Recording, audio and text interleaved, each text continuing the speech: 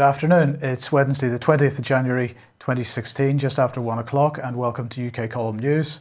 I'm your host, Mike Robinson, and joining me today, I'm very pleased to say, we've got Vanessa Beeley. Hello, Vanessa. How's life in France? Cold. You'll be pleased to hear. Yes, it's been a bit chilly here as well. Now, of course, we are going to just get straight ahead and start talking about Madea once again, because the press has been absolutely full of continuing stories of families' fight for survival in Madea, and Bild here a few days ago saying that the starving hell of Madea, how the disaster came about, how the world found out about it, why the people are still suffering, how Assad is abusing the rescue of the people under siege for his own propaganda. Surely this is propaganda? Yeah, absolutely. Of course it is propaganda. Bild, as we know, Julian Robka, who wrote this article, is nicknamed Jihad Julian on Twitter because of his support for fundamentally Islamic State. I mean, I think in one of his most recent tweets, he even said that the Islamist rebel groups, rebel in inverted commas, are the best available solution for Syria. So he's advocating the child killers, the executioners, the crucifiers, the rapists, the murderers, the criminals that have been infiltrated into Syria by our own governments. He wrote this article on the back of various RT articles. Now, Murad Gadziev is actually in Madea and has been in Madea since the situation supposedly deteriorated at the beginning of January. And obviously this Bild article was an attempt to discredit the RT information that was coming out of Madea as propaganda. But in fact, what it does is reveal itself to be pro-NATO, pro-US, pro-Saudi Arabia propaganda. And as we know, he's hardly somebody that we can call reliable or impartial. But he does actually really just sort of represent a thread which is running through the entire mainstream media at the moment. Yeah, is that's absolutely. The case? Yeah. Yeah, absolutely. This is the case. And I think what we need to do is to maybe try and put Madea into perspective. If we look at when, I call it the propaganda storm, broke on Madea, it was the same day, in fact, as the execution of Sheikh al-Nimr, the well-respected and very much loved opposition speaker against Saudi Arabian autocracy and brutality and oppression. Yes, he was, he could be called, he was Shia, but actually he was not really, he didn't put himself forward as a religious cleric. He put himself forward as a teacher, as an activist against oppression and brutality. He was executed on the 2nd of January, and with very little research, what we found was at 11 p.m. on the 2nd of January, Sheikh Abdullah Maisini, who is the Riyadh-educated cleric who came to Syria in 2013 to form the Jaish al-Fatah coalition, which comprises of Jabhat al-Nusra and Ada al-Sham. He calls himself the general judge of Jaish al-Fatah. He launched a Twitter tirade calling on specific Al Jazeera journalists, one of whom, Faisal al-Qasim, had already been advocating the death of Alawites in Syria, and various others within the Al Jazeera media organization, to basically launch the propaganda stream. In other words, he expressed it in one way. He said, look, support Madea. In other words, he was asking them to come on board with the propaganda. And we know that it was Al Jazeera who pretty much launched with the fake photographs in their various propaganda videos. And those photographs were then picked up by people like Vice, who later withdrew them, the Daily Mail and the national press in the UK, and then globally. And as we were talking this morning, when you do a global search on Madaya, the frightening thing is the number of fake photographs that are still within that search. And at the same time, in fact, 2 hours previously to this, the Times fixer, London Times and Sunday Times fixer and researcher in Zabadani, which is how he describes himself on his Twitter page, launched the Madaya is starving hashtag. So oddly, and we can say this is pure coincidence, but on the very day that Sheikh al-Nimr is executed, which has its own ramifications, both on the predominant ongoing negotiations with Iran to lift sanctions and to reintegrate Iran into the global community, which of course is an anathema to Saudi Arabia, whose arch enemy in the region is Iran, or is perceived to be Iran, and Israel. We have to include Israel in this. And then also we have ongoing peace talks in Geneva at the end of the month. So, you know, we have to see these events as being connected. And even if we look at Sheikh Moussini's influence in the region, we know that previously he's raised millions to arm the Jaish al-Fatah coalition, which is Ara al-Sham and al-Nusra. And his second tweet on Madaya was basically asking for over $1 million to arm Ara al-Sham in order to be able to basically annihilate Kafraya and Fura, that are the Shia villages, although I hate to go with the sectarian narrative, but it's impossible to avoid because it's that is being propagated by the Saudi propaganda. And those two villages, Kafraya and Fura, are under the Jaish al-Fatah coalition siege since March 2015, full siege, and since 2011, partial siege. So we're seeing, one, a launching or a demanding of promotion of the Madaya situation by the Al Jazeera pro-regime change journalists. And we're then seeing a threat, and hardly a veiled threat, a very definite threat against Kafraya and Fura, which again is exacerbating this attack on the Shia factions in Syria, which again will impact upon Iran. So we can't look at any of this situation out of context. That's what I'm trying to say. And then we have to understand that on that basis, why the West has run with this propaganda with very little proof, fake photographs, nobody on the ground. The only reporter on the ground was the RT reporter, Murad Gazdiev. And yet his testimony is being questioned by people who are simply not there. I mean, that's the insanity of this situation. And indeed, we had a couple of days ago, we had it on the UK Column News. You've posted it on Facebook, the article on the Open Democracy website, where the BBC is discussing using so-called citizen journalists increasingly, and how their newsroom is changing as a result.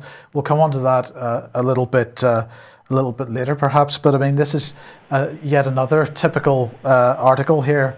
5 U.S. citizens trapped in starving Syrian town of Madaya, and there's a video clip about halfway down this, which features this gentleman, and I know you wanted to say something about him. Yeah, I mean, I think we have to, you know, it's very difficult. I was discussing this with somebody yesterday and again on various debates. But yeah, you know, there are so many false flags even being produced at the moment, and it's becoming exhausting to keep up with them. And to a huge extent, I do believe this is part of the sort of creation of a chaos situation, perpetual chaos and ignorance to a huge extent of the real situation on the ground. And what we are seeing here, for instance, is this NBC report from Richard Engel, who allegedly is contacting 5 citizens in Madaya who apparently hold US passports. So again, we're seeing a certain degree of exceptionalism, of course, from US media, focusing in on those who are US citizens. But also, if we look at Engel's background, if we go back to 2012, December 2012, where he claimed he was kidnapped along with 4 other journalists within Syria, and he claimed, and he did various media interviews after this, saying that they were pro-Assad Shiite forces who had tortured some of the reporters, who had killed their FSA interpreter and fixer. And this story continued for some time until it was later proven to be false. And the fact was that it was Sunni rebels that had allegedly captured them, who were in allegiance with their liberators. So captors and liberators were working together to produce this propaganda storm. Now, we can say, if we're being charitable, we can say that Engel was an unwitting dupe in this situation, but to then continue with this story with various interviews and so on post the event, when he must have had, in other words, nobody investigated it, nobody asked the questions that were relevant to it, to say, well, how do you know that they were Shia captors, and how do you know it was them that were torturing you? So it has to throw some lack of credibility on any of his reports. And if we actually watch his report, he's contacting this family by Skype. We see no images of the family. We see no images of Madaya itself. He could be talking to anybody. Now, of course, we have now seen footage of the UN transporting food into Madaya, and one of the questions that needs to be asked is, what is happening to this food? We've got The Guardian a couple of days ago reporting that 5 people starved to death in Madaya despite aid delivery, according to the United Nations. So what is going on here that people seem to be starving after so much food has gone into the country? Surely this is demonstrates it's not Assad who is causing the problem here. It is insane to make this accusation that Assad would be starving his own people. If we consider the fact that this siege of this, Al-Jafri, in his address to the UN shortly after the Madaya storm broke, he made the point that basically the terrorists have 2 categories of siege. One is within the city or village itself, which is the situation in Madaya, where they are being controlled by the Ara, Al-Sham, Al-Nusra, FSA factions that are actually occupying Madaya. And then we have situations like Kafraya, Deir ez-Zor, which we'll talk about in a bit, even Aleppo, where the terrorist siege is external to the civilian areas and is blocking food and aid from entering those areas.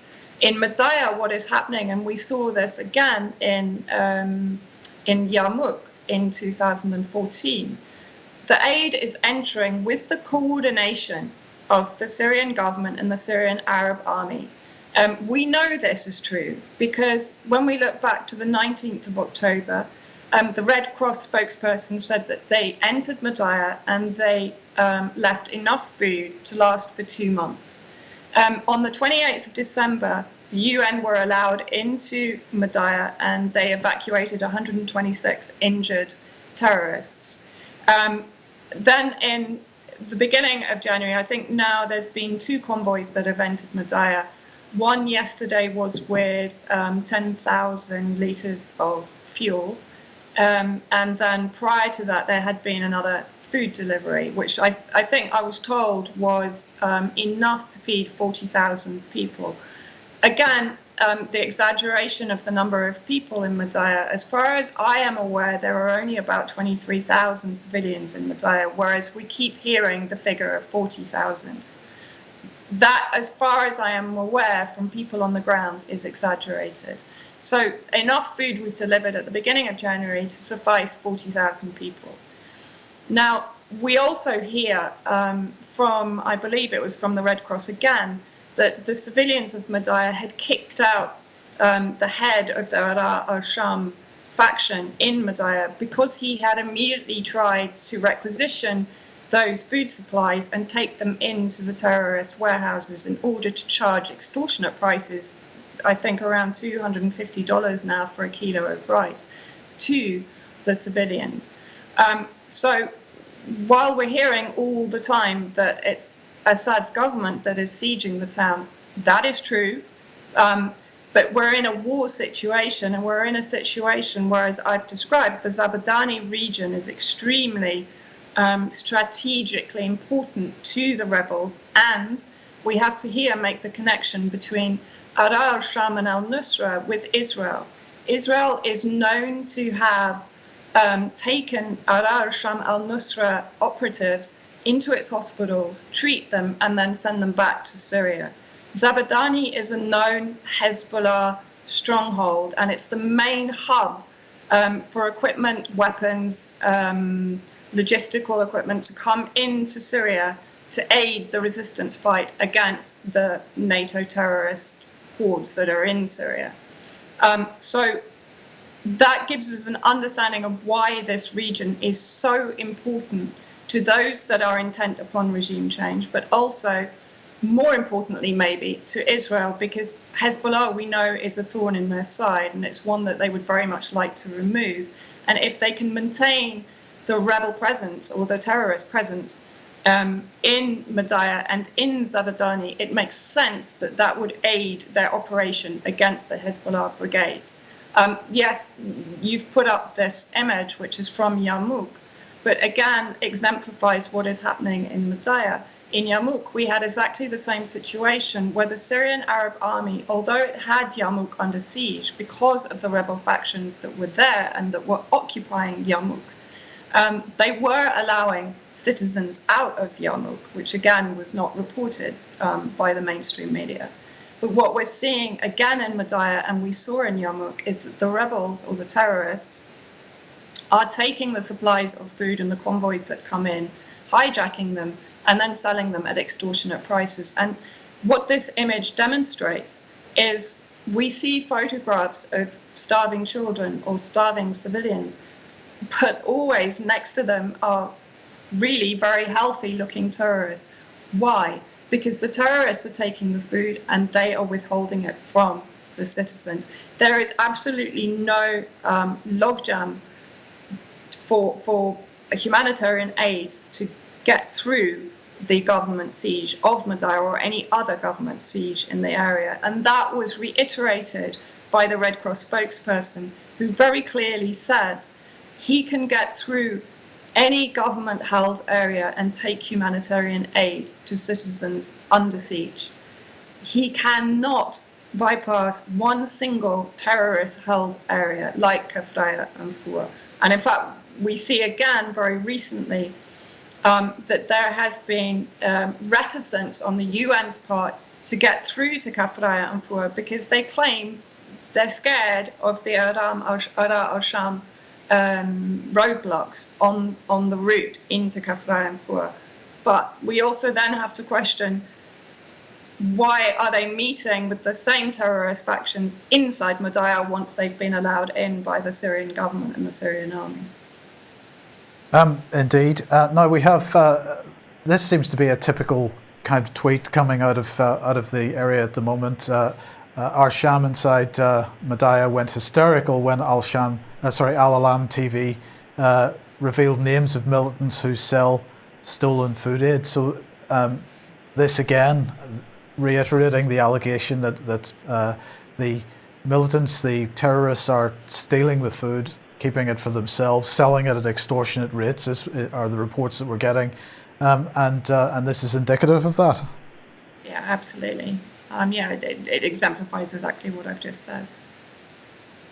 Okay, and in the meantime, in Kafraya and Fua, what is, it's the same situation once again? Yeah. If we look at these images, the first is of Tiny, I think she's a 2-month-old baby who's suffering from extreme malnutrition and cold now. It's incredibly cold, even in Syria. And up until yesterday, the UN had failed to deliver any fuel into Kafraya and Fora, whilst they had obviously delivered into Madaya. One of the reasons that I was told by somebody whose father is the head surgeon in Kafraya is apparently the UN have stated that they are worried that any fuel that they take into Kafraya and Fora might be requisitioned by the Syrian Arab Army that is defending Kafraya and Fora and its citizens against the Ara Sham al-Nusra siege that has been a full siege since March 2015. Prior to that was a partial siege. 1,700 civilians have lost their lives in Kafraya and Fora since 2011, 300 since March 2015. If we look at these images, as I said, the first is of a 2-month-old baby suffering with malnutrition. The second is a little boy, 5-year-old, who has skin cancer, who's been unable, obviously since the siege began, to get the proper nutrients or the medicine that's needed for his condition, and it's ravaging him.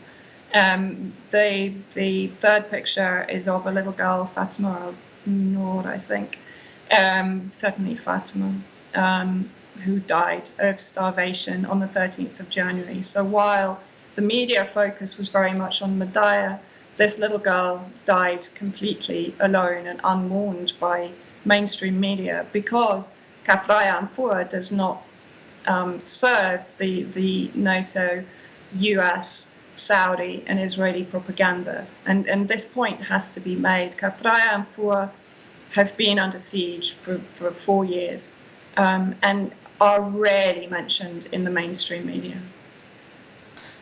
Of course, the atrocities elsewhere continue. So, it's one of the main atrocities is the quality of the reporting. Of course, dozens killed, apparently, according to the Guardian. But in fact, the numbers are significantly higher than that. I mean, this was just diabolical. Basically, in Deir ez-Zor, which has been under terrorist siege for years now, purely because the people in Deir ez-Zor are considered to be loyal to the Syrian government. It's a predominantly Sunni population, which again sort of undermines the propaganda that the Sunnis are under oppression from the predominantly Alawite government, which again is not true, because if we actually look at the government members, the majority of them are Sunni, as are the majority of the Syrian Arab Army, and as are the majority of the citizens of Deir ez-Zor. But I think it was 2 days ago, the terrorists sent in 30 suicide bombers, which decimated civilian populations. They massacred over 280, it's between 280 and 300 civilians were killed, including a 4-month-old baby, elderly men, women, children, and 50 Syrian Arab Army soldiers who have been there defending the city against the terrorist siege. And as you say, the Guardian headline, when you compare it to the sort of dramatic theatrical outrage about Madaya based on very scant information from on the ground, but they were happy to run with that across the board without any further investigation. And yet in this situation, not only is the headline misleading where it says dozens of civilians killed, it then even goes on to say that, well, yeah, the state media states that 300 civilians were killed, but it almost sort of belittles the role of the state media. It also then goes on to disparage the comment from the Syrian Prime Minister, where he basically states this is the responsibility of the NATO and US terrorists that have been allowed to enter Syria and are mass criminals, mercenaries, murderers, and these are the people that have massacred. This is one of the worst massacres in Syria in the almost 5 years war on Syria, and yet it's been completely marginalized by the mainstream media while the propaganda in Madaya continues. Now, we mentioned earlier that the mainstream media absolutely relying on so-called citizen journalists, and as I said, we mentioned this article from the RB blog on Open Democracy, on the Open Democracy website, how the citizen journalism is transforming the BBC's newsroom practices. What's absolutely clear from this is an acknowledgement that the BBC has no one in the country, and I don't think I remember a war zone where the BBC didn't have, and in fact all British news outlets didn't have people on the ground to actually see what was going on, and so they are relying on various individuals and Skype and Twitter and so on to build their picture of what's going on. So how can they possibly get an accurate picture under those circumstances? They can't, and we know. I mean, we discussed this morning. The donors and backers of Open Democracy are the usual suspects, including Open Society Foundation, George Soros.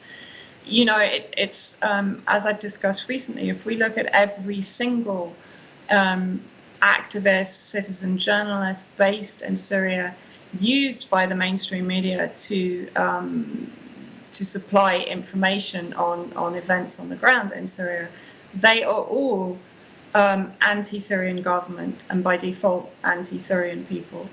They are all, or many of them, come from the Agitprop shop that was set up by Avaaz in 2011.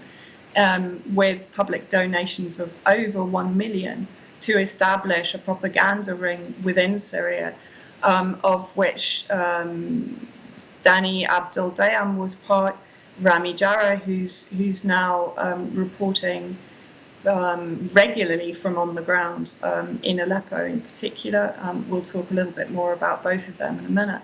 But this entire propaganda ring was set up right back in 2011 when the alleged peaceful revolution, which has been discredited time and time again, started.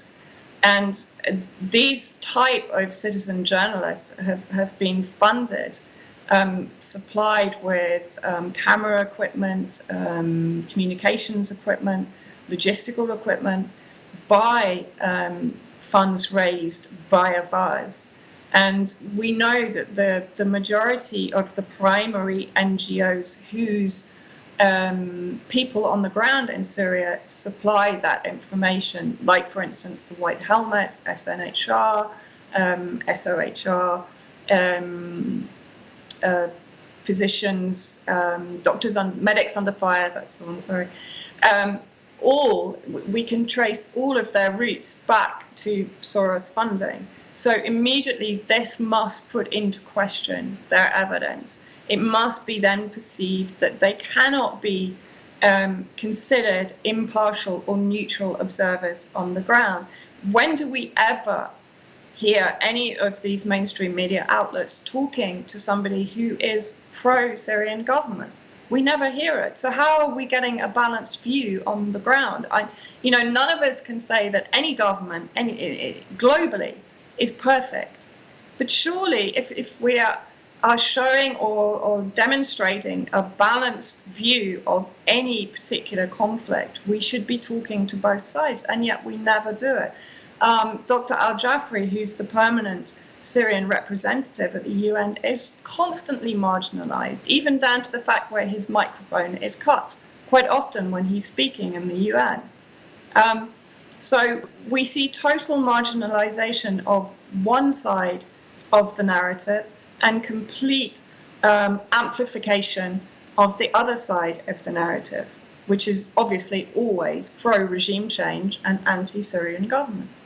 But you make a really key point here in that, because, of course, we've got this article now acknowledging the use of citizen journalists by the BBC, but in the case of Syria, this has been the case right from the very beginning.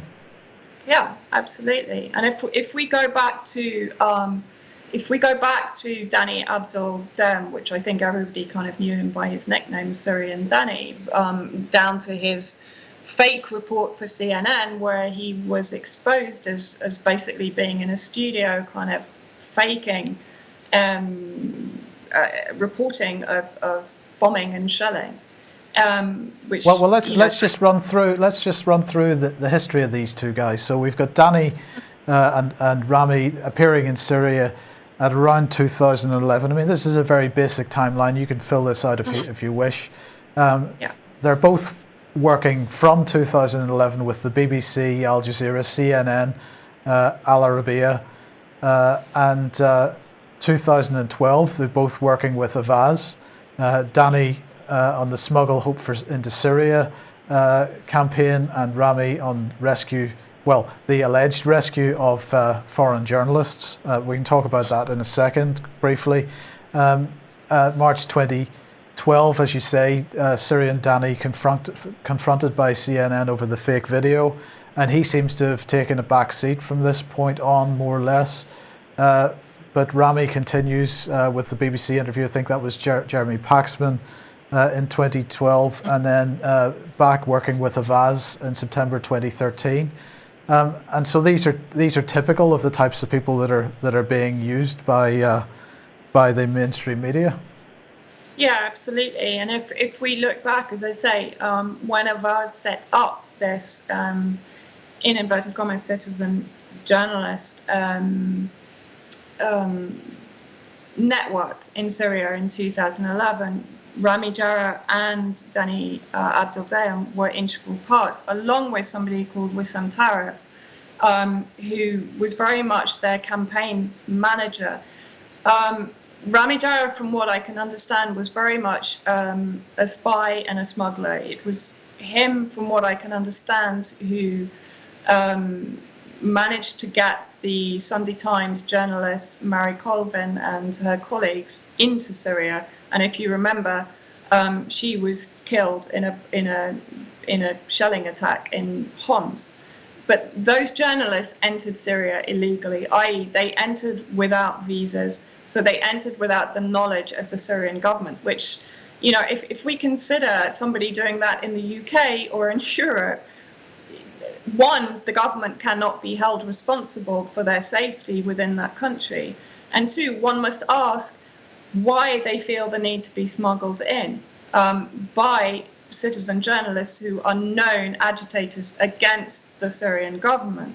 So again, even from the very early days, we're seeing a heavy bias towards anti-Syrian movements as opposed to being pro the Syrian people or even listening to the Syrian people, who even, according to polls pre-2011, were in the majority pro-Assad.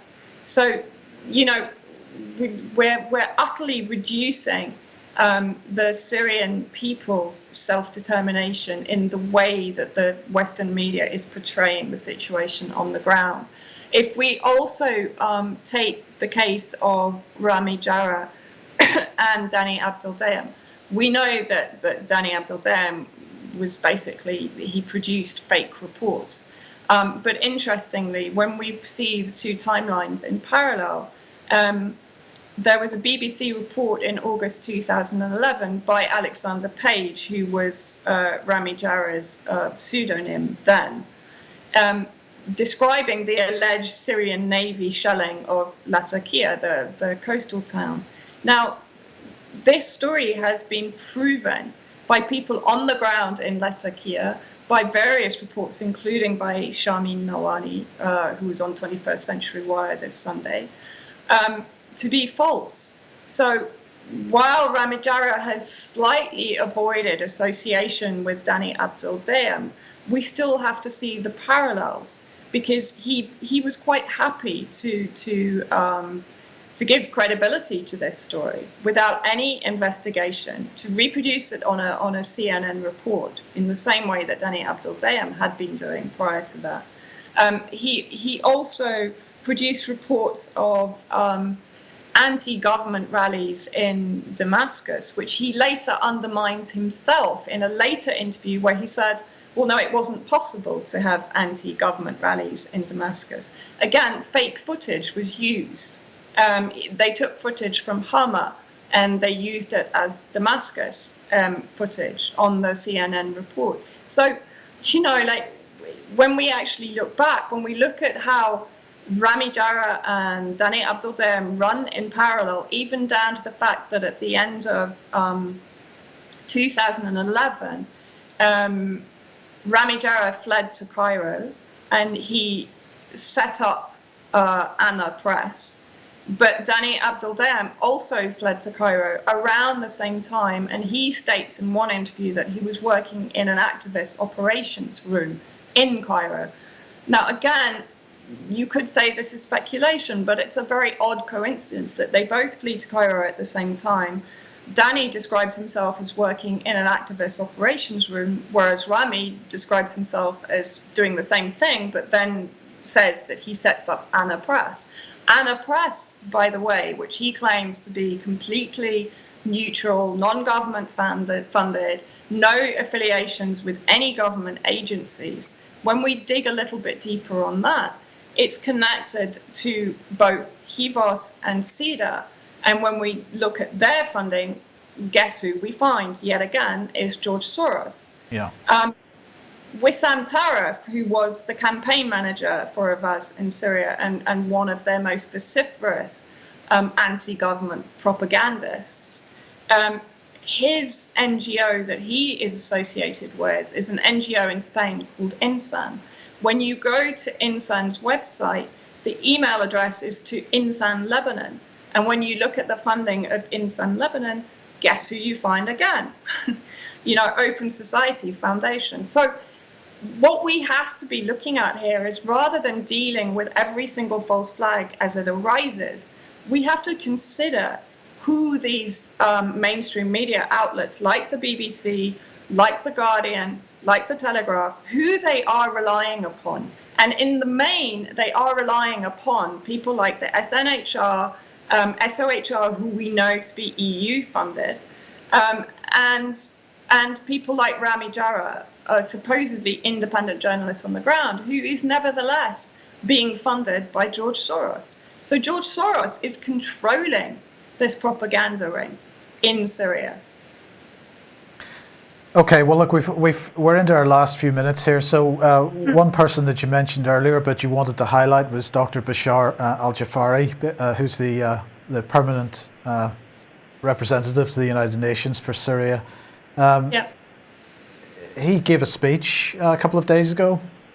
Yeah, he gave a speech on Madaya, and I would recommend to anybody who wants a measured and extremely diplomatic view on the situation in Syria to follow Dr. al-Jafari. He's the permanent Syrian representative at the UN. There are a number of his speeches on YouTube.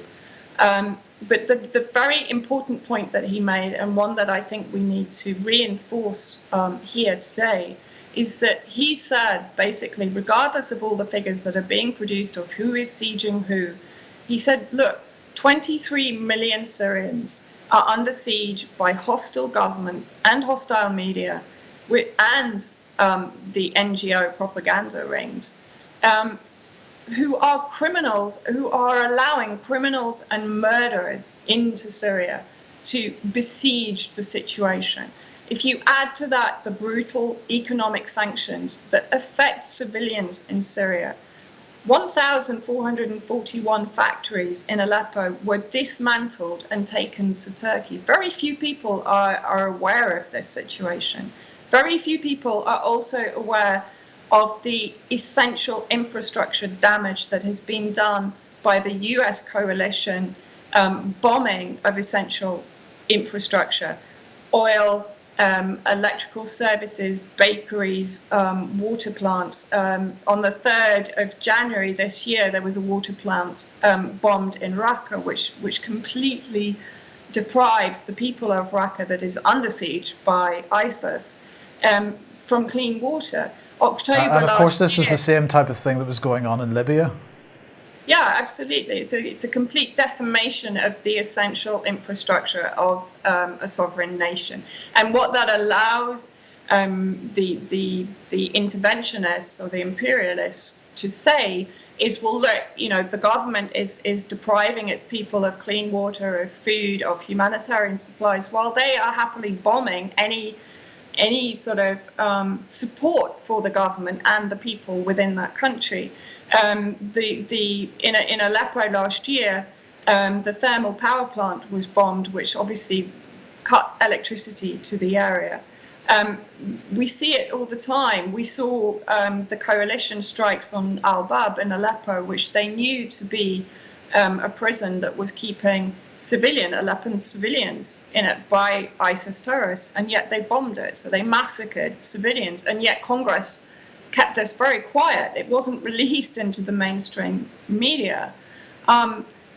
The other thing that Dr. Al-Jafri made very clear is when the Syrian government has liberated areas, like, for instance, Homs, the humanitarian situation improves drastically, and that is proven. It's proven. When you watch the scenes of jubilation at the liberation of Homs, this completely flies in the face of the Western propaganda. And it's this that we must be wary of marginalizing and ignoring. Okay, look, Vanessa, we're just about out of time, so I'm going to say thank you very much for joining us today. We're going to continue this conversation in the coming weeks, and hopefully we'll have a very special guest on next week, but we'll let people know about that very shortly. Just before we go, we'll mention, because you mentioned Sharmeen Nawani, so we'll mention that she was on with Patrick Henningsen on the Sunday Wire last Sunday. Please go to 21st Century Wire and have a listen to that. I think you said she comes on sometime around 50 minutes in. Is that correct? 59:29, I think it is. Right. To be exact. So for the second hour. Okay. Well, look, brilliant. Once again, thank you very much for joining us, Vanessa. Thanks to everyone watching, and we'll be back at the same time tomorrow. Bye-bye.